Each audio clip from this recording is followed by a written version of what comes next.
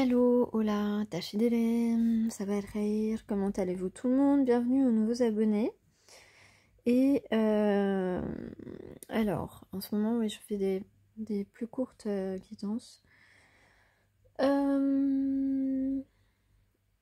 là, alors, dans quelle énergie se trouve notre âme sœur, pour ceux qui ont rencontré leur âme sœur et qui sont dans ce parcours.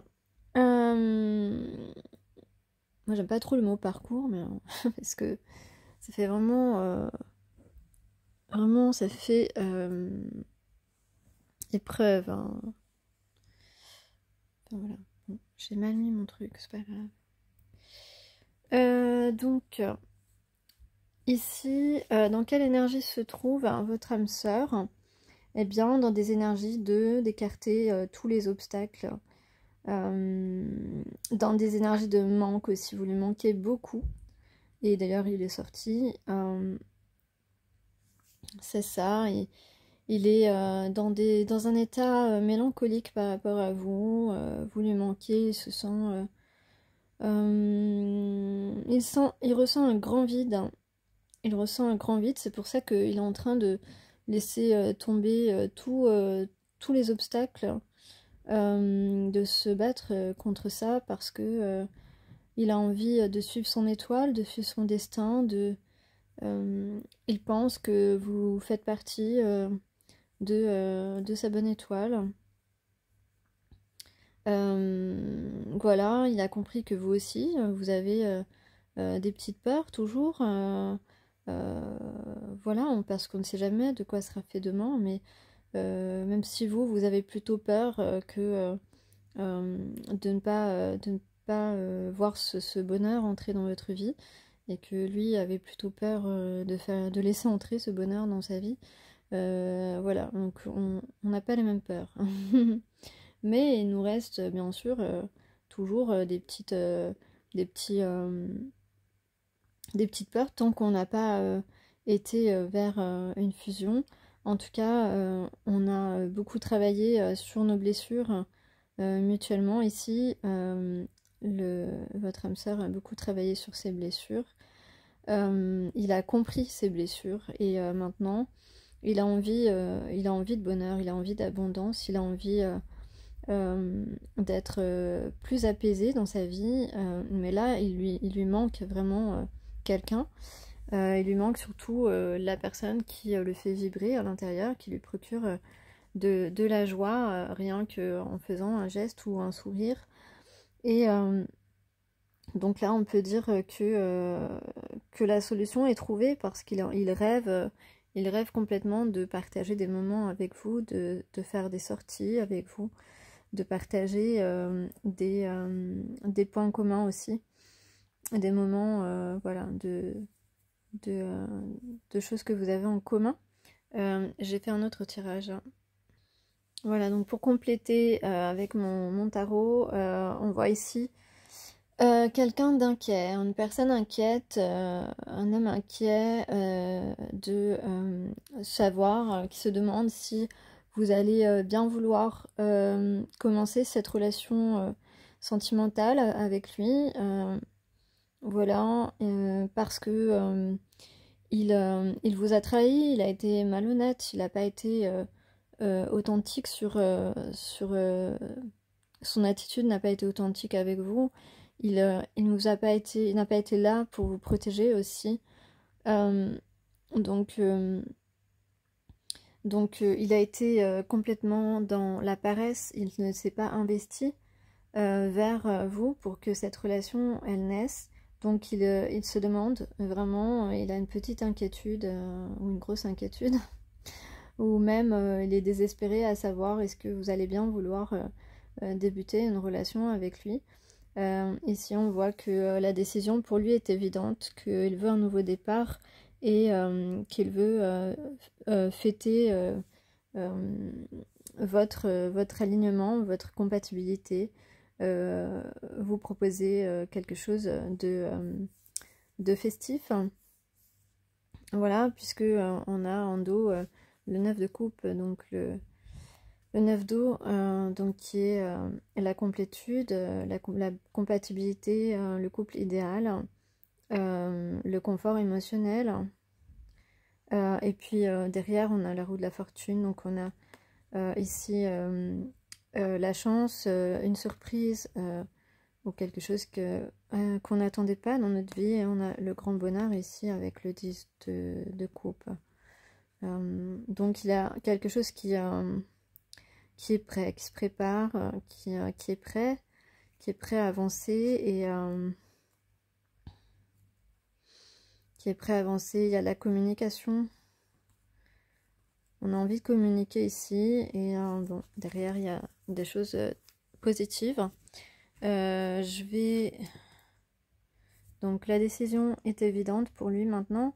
C'est ce nouveau départ concret avec vous. Mais voilà, il se pose la question, est-ce que vous allez accepter?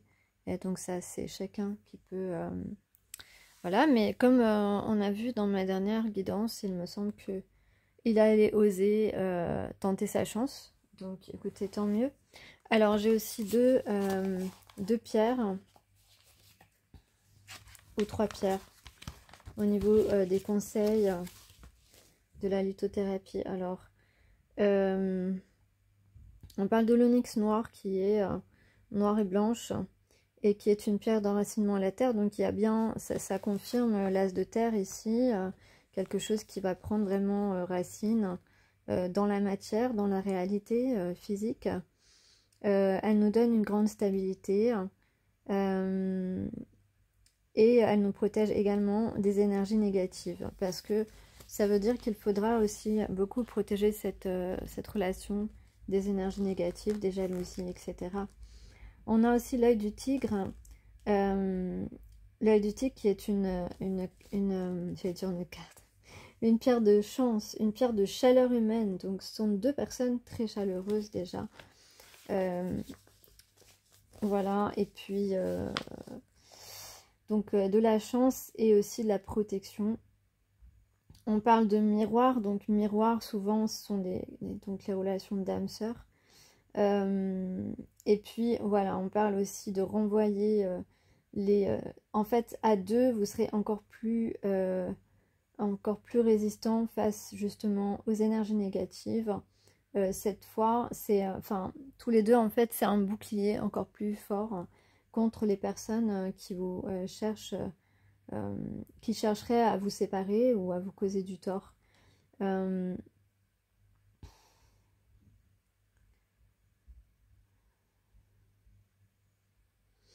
Donc là, on parle beaucoup d'action, justement, d'aller l'un vers l'autre. Donc il y a beaucoup de mouvements grâce à cette pierre. Voilà, il y a de l'énergie et de la confiance en soi. Donc là, on peut dire que ce masculin va se lancer vraiment.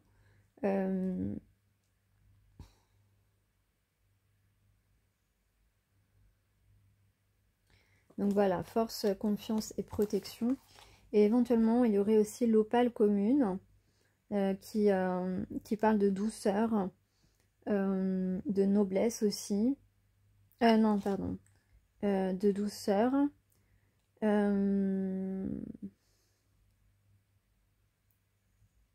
C'est une pierre d'authenticité. Donc, vous allez avoir des échanges sincères qui va amplifier notre trait de caractère en vue d'une transformation. Donc là, votre moitié est en train vraiment de devenir qui il est vraiment. Il se rapproche, en se rapprochant de vous, il se rapproche de plus en plus de qui il est réellement. Voilà, sans ses faux semblants, ses apparats, etc. Donc il y a beaucoup de clarté, de vérité, de spontanéité qui arrivent dans les jours qui viennent. Voilà. Et quand on parle d'opale commune, on peut parler aussi de vie commune. Alors peut-être pas tout de suite, mais je dirais que ça peut être rapide. Parce que là, on parle de deux personnes qui sont suffisamment... qui sont très indépendants dans leur état d'esprit, dans leur état d'être. Et que parfois, justement, cet homme s'est peut-être pas lancé parce que il pensait qu'il allait perdre cette indépendance. mais en fait il sera surpris par lui-même, parce que c'est quelqu'un qui finalement aura envie d'être tout le temps avec vous, tout le temps collé à vous, et ça c'est quelque chose qu'il n'a peut-être pas encore saisi, mais c'est pourtant c'est peut-être quelque chose qui ne, voilà, il n'a pas conscience, mais c'est ce que vous allez provoquer chez lui, en tout cas cette envie d'être un maximum de temps avec vous. C'est d'ailleurs pour ça que ici, là, vraiment, vous lui manquez, quoi. Il ressent, ouais, il se sent un peu. C'est pas seul, c'est seul sans vous en fait, hein. C'est différent que de la solitude, vraiment. Donc là, voilà, donc c'est quelqu'un qui... Enfin en fait, ça sert à rien, ce que je veux dire, ça sert à rien de se faire 1000 films en se disant, mais par exemple, ah mais elle va réagir comme ci ou comme ça. Mais non, vous savez pas, hein, vous n'êtes pas la personne, vous ne devez pas vous mettre faire des nœuds dans la tête comme ça.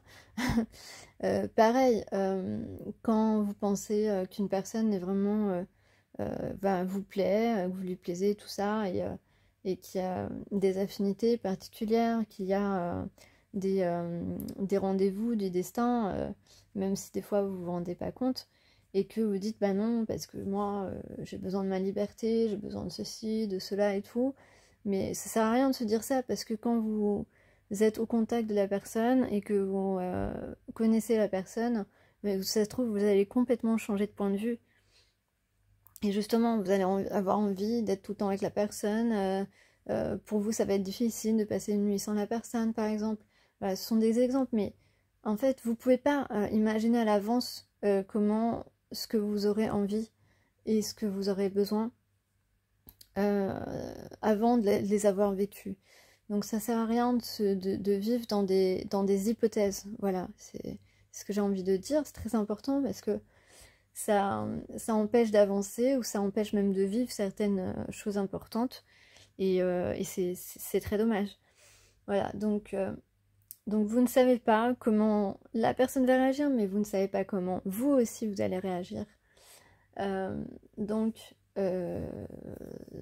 soyez lucide là-dessus et comprenez que vous ne pouvez pas vous imaginer comment les choses vont forcément se passer. C'est complètement faux, c'est complètement... c'est se mettre vraiment dans les illusions de penser des choses comme ça, de voir les choses comme ça. Donc c'est pour ça qu'on vit au moment présent, hein, le passé n'existe plus, le futur n'existe jamais en fait, hein, puisqu'il n'y a que le moment présent que l'on vit. Donc vivez au moment présent, c'est mon conseil.